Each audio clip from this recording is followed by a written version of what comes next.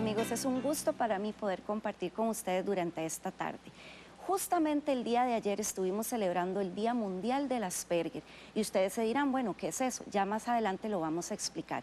Pero sobre todo quisiera que abramos justamente el espacio para tomar conciencia de la importancia que es hacer un diagnóstico correcto de este asunto. Ustedes también podrían escuchar que ahora se denomina espectro autista, como se identifica en el manual DSM-5, pero el concepto como tal de Asperger se continúa justamente utilizando porque existen diferencias claras con lo que tiene que ver con el autismo.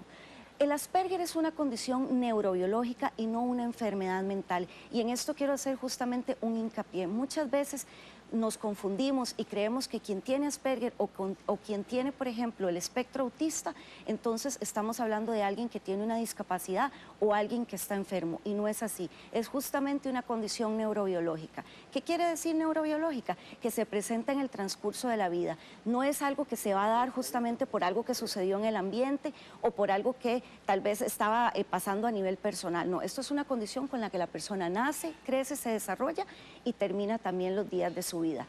Es muy importante identificar que las personas que tienen Asperger no tienen deficiencias, sino diferencias con la mayoría de la población. ¿A qué me quiero referir con esto? Justamente vamos a identificar desde que son muy pequeñitos y usted como papá y mamá se va a dar cuenta que su hijo tiene alguna diferencia con los otros niños desde que ya están justamente empezando a caminar. Entonces, ¿qué vamos a notar?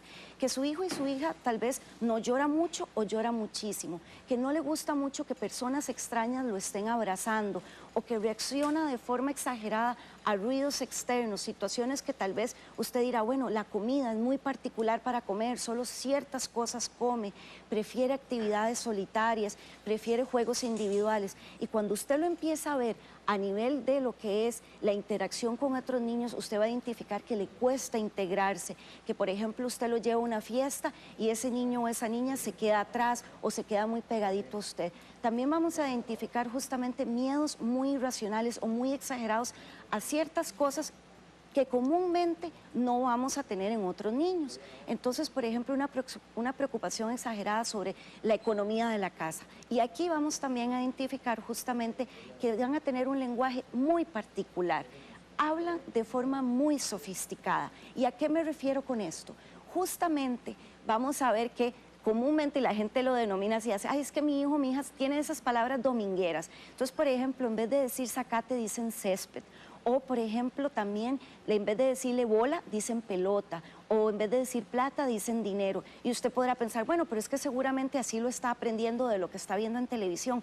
No, realmente es una característica muy personal y es algo que aplican en todos los ambientes. Usted va a poder identificar también que tiene un tono de voz que mucha gente le va a decir a usted es que parece extranjero, parece mexicano o parece de otro país. Y no, es justamente que tienen cierta tonalidad para cuando se expresan. También otro aspecto importante de identificar es que cuando usted le hace bromas o le hace chistes, no los entiende. El doble sentido, por ejemplo, no entienden justamente lo que se les está diciendo y en algunos casos más bien se enojan. También son muy testarudos, solo les gusta que se hagan las cosas tal como a ellos les gusta. Les cuesta mucho salirse de la rutina, prefieren justamente todo lo que es estructura, horarios. A veces usted dirá, bueno, pero es que se acuerda de todo lo que es específico, pero las cosas cotidianas como hábitos de higiene no logramos identificarlas o no las recuerda. Y ahí entonces es la clave.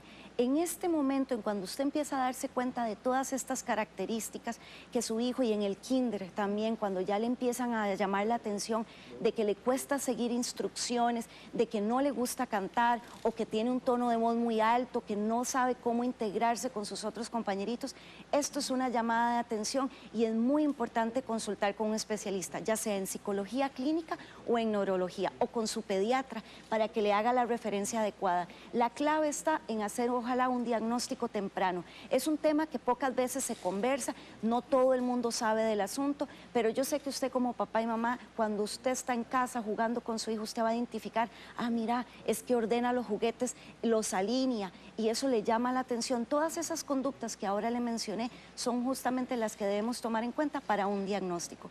Ha sido un gusto para mí poder compartir con ustedes durante esta tarde y vamos justamente a continuar en el siguiente programa con más de este tema. Muchas gracias y continúen con más de Mujeres del 2000.